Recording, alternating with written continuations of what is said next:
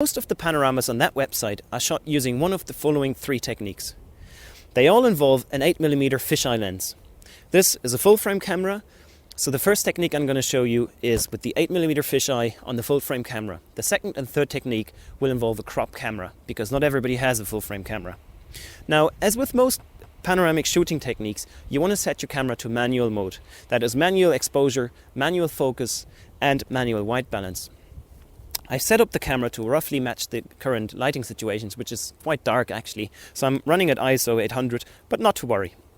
So the trick about the first technique, which is called the philopod pitch variation technique, is that you're actually not using a tripod. You want to be as fast as possible, but how can you rotate your camera around the nodal point without a tripod? Well, the trick here is that you attach the front of the camera, if the camera focuses.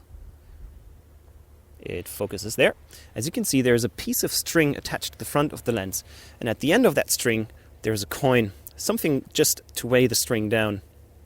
So this string and that piece on the bottom here is going to help me keep reference, keep the camera in the same spot as I turn around to take the different pictures. So let's start. The idea of the philopod pitch variation technique on a full frame camera is that you take 4 pictures, one in each direction, and that you're varying the pitch slightly up and down between shots. So what I'm going to do is I'm going to unfold my string. I'm going to hang it above the same spot on the ground, and I'm not so much going to look at the camera. I'm more going to look at the string and the coin so that it stays above the same point on the ground. At the moment I have the camera tilted slightly down, so I'm going to take the first picture here. Then I'm going to turn 90 degrees, tilt the camera slightly up, keep the coin above the same spot on the ground, take the second picture. Same thing, tilting the camera slightly down again, I'm going to take another picture. And then the last of the 4 pictures, I'm going to point the camera slightly up again and take another picture. There we go. That's it. If I didn't talk that much, I would have done this in less than 20 seconds. And as I will show you in the second part of this tutorial, I will have a fully spherical panorama with no tripod in it. So what do you do if you don't have a full frame camera but a crop camera like this one here? Well, I'm still using the same fisheye lens, and I'm also going to take 4 pictures. However, I'm going to take an additional 2 pictures, one up and one down. But the idea remains the same. Again, with the string hanging about the same point on the ground, I'm going to take 4 pictures. This time, however, I'm going to keep the camera straight, so just pointing straight at the horizon level. So here's image number 1, number 2, number 3, 4. Now, carefully tilting the camera upwards, trying to keep it steady above the same point, I take 1 picture up, and then taking the cabling away, trying to stay above the same spot. I'm going to take 1 picture down. That's it. Now we have taken 6 pictures. Again, if I wasn't babbling on that much, I could have done this in less than 20 seconds again. Now, if I am inside a dark room or a cathedral or something and I can't use the string technique because the exposure times would be too long, I'm going to use a tripod. So just for completeness sake, I'm going to show you how to use a tripod and a panoramic head. So here I am back again with a tripod and a panoramic head. This is the Nodal Ninja 3, which is perfectly fine for small cameras like this. It's compact, it's lightweight, it's everything you'll need. Now, setting up the tripod, what I'll try to do is keep a small footprint when you look down. So I'm going to try to keep the legs fairly close together, but that it's still sturdy enough. I'm going to pull out the center column all the way up.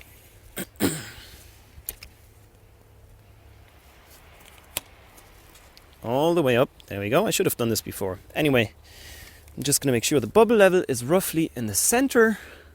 There we go. So the idea now is I'm going to take 7 pictures, 1 in each compass direction, 1 up, 1 down, and 1 from a slightly different angle, just so I can remove the tripod afterwards.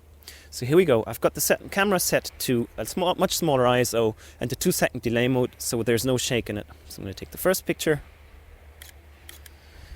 and take the second picture, rotating 90 degrees. Third picture, again 90 degrees apart. The last picture, going back to my initial position, but now tilting the camera vertically up, getting my head out of the way. There's the church bell, pointing it vertically down, just as a reference for the Second shot I'm going to take off the ground. Get out of the way. Now, the last one is a bit special. What I'm trying to do is I'm trying to cover the area that is at the moment is obstructed by the tripod itself. So I try to remember a spot above the ground. If I had anything in my pockets, I would put something on the ground. I don't have anything, so I'm just going to remember the spot on the ground, and I'm trying to put the camera above that spot. Now again, the thing here is we're having long exposure time, so I'm still need to use the tripod. So what I'm going to do is I'm going to tilt the camera at an angle, and then I'm going to tilt it back like so, trying to keep it roughly above that spot on the ground. I'm going to pull out that extra leg, and then I'm going to stand on it. That way I can have the picture off that ground with the camera stabilized. So there we go. Here's the last picture. Now that's it. I took 7 pictures all around in each direction, one up, one down, and another one from a slightly different perspective to remove the tripod. So there we go, that's it. These are the 3 techniques that I mostly use. If I want obviously a higher resolution panorama, I'm going to use a longer focal length lens because that'll increase the resolution, but I'd also need more shots. Anyway, I hope you've learned something today. As you can see, especially with the first technique, if you're lucky to have a full frame camera, you can take a panorama in no time at all. Thank you very much for your attention. I'll see you at the next tutorial when we're trying to put one of the 3 panoramas together in PTGUI. Thanks. Hello and welcome to the second part of my little tutorial series about how to shoot and then later on stitch panoramas. My name is Florian, and if I may put a little plug in here, I run the website pano.ie that you're very welcome to visit. Anyway, so the other day we were out and about shooting the panoramas, and we've got them in camera now. We've imported them into Lightroom, and as I was saying the other day, I prefer to shoot in RAW because then I have a bit more leeway in dealing with the white balance, recover highlights, boost shadows, and so on and so forth. Anyway, I've imported them into Lightroom, so what are the things that I'm going to do? What I would typically do is correct some lens defects, mainly remove some chromatic aberration of the, especially in the lens, and the outer areas of the lens. This can be quite pronounced, especially with the Peleng fisheye. And then I will do a bit of white balance correction, reduce the contrast a little bit, which is quite strong in these images, and then export them, so nothing too special. So if you want, you're very welcome to skip this tutorial and go on to the next 2 parts, where I will show you how to stitch this first series. This was the technique number 1 that I showed with the Philopod pitch variation on the full frame camera, and I will also show you the third technique, is this one here, the images where I use the tripod. I won't show you the second one because it's quite redundant with that third technique, except you don't have to worry about removing the tripod. So let's get started with the first 4 images. So I will select all 4 of these images because whatever adjustment I want to apply to these images, I want to apply to each of them. Apart from some local things like removing dust here or there, I'm not going to do this in these pictures, but again, whatever you do, try to apply the same effects or the same edits to all the images equally, so that later when you blend them together, you won't see any gradients between different images. So if I just hit the D key, I go into the develop module. I have prepared a little preset for myself, which is this one here, Peleng for Pano, and I'll show you exactly what it does once I've applied it. So the first thing it does is, you might have seen, we've got the these areas are nicely dark now, so it just added a bunch of gradients around the outer edge with the -4 EV just to darken those down. The benefit of that is that this is now purely black, and when you export the images, the compression will be a bit better in these areas and you have smaller file sizes. The next thing this preset does is it'll increase the clarity, because with the Peleng you have a little bit of the contrasts aren't that great, especially on a bright day like this, so the clarity will help you a little bit with this. Another thing it does is adjust the sharpening of the images. These are just some values that I tend to use, and they seem to work quite well with the Peleng fisheye. Now, the next thing is I have created a little lens correction profile, and what I use this mainly for is to remove the chromatic aberration around the edges of the image. I mean, you can use that as well to, if you're lucky to have one of those, you can use those to defish your images as well, but we're not interested in that.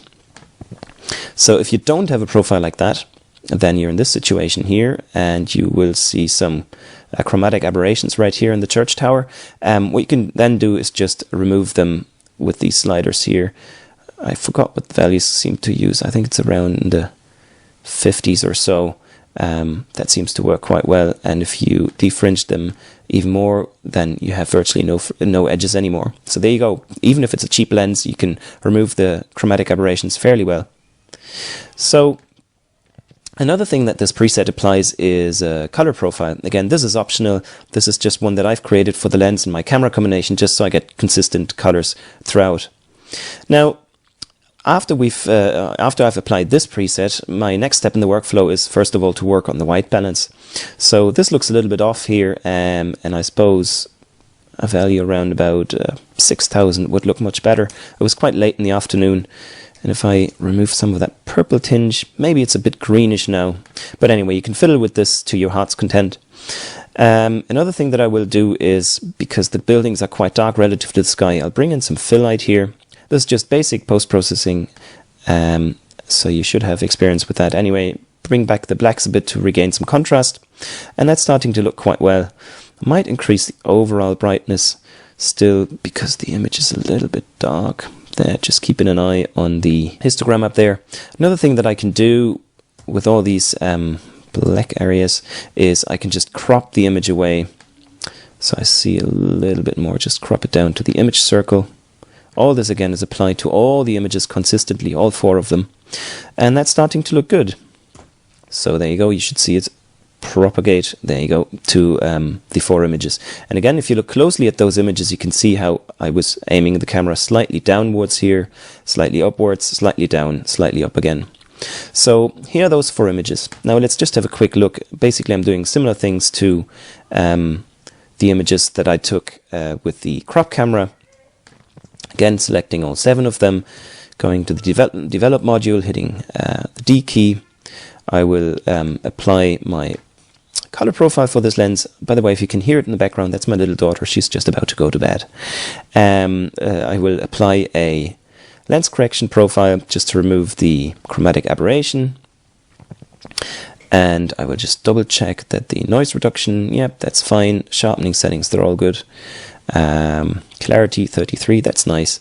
So I'm going to bring in again some fill light here. We use 25, I think, and 10 in the blacks, and a little bit more brightness. So now this should look roughly equal, these series of images. Yeah, they're a little bit warmer. So let me just bring down the white balance to 6,000. Bring this back to 0, and then we should have a more or less consistent look among these images. So for some reason the ground looks a little bit darker than in the other images, so let me just increase the brightness just a wee bit here. Maybe 2 clicks. Where's the brightness? There we go. And 2 clicks in this one. Now, those images should be quite consistent across the 4 images.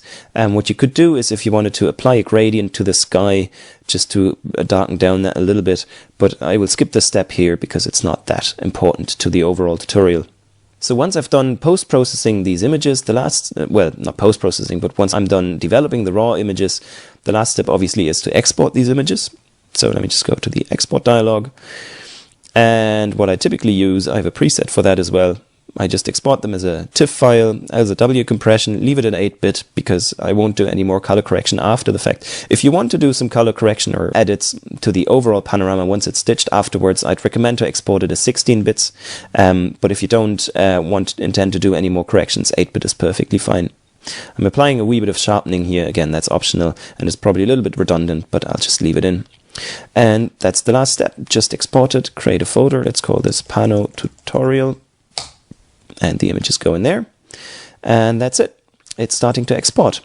So thank you very much for your attention with this tutorial, and I'll see you in the next 2 tutorials about how to stitch the first 4 images with the Filopod pitch variation and a separate one for the tripod images.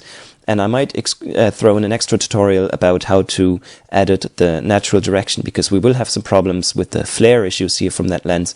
We will see some of that on the floor. But I'll show you how to edit the vertically down direction so you can remove those flare problems. All right, cool. So that's it. Thank you very much, and I'll see you in the next tutorials. Bye.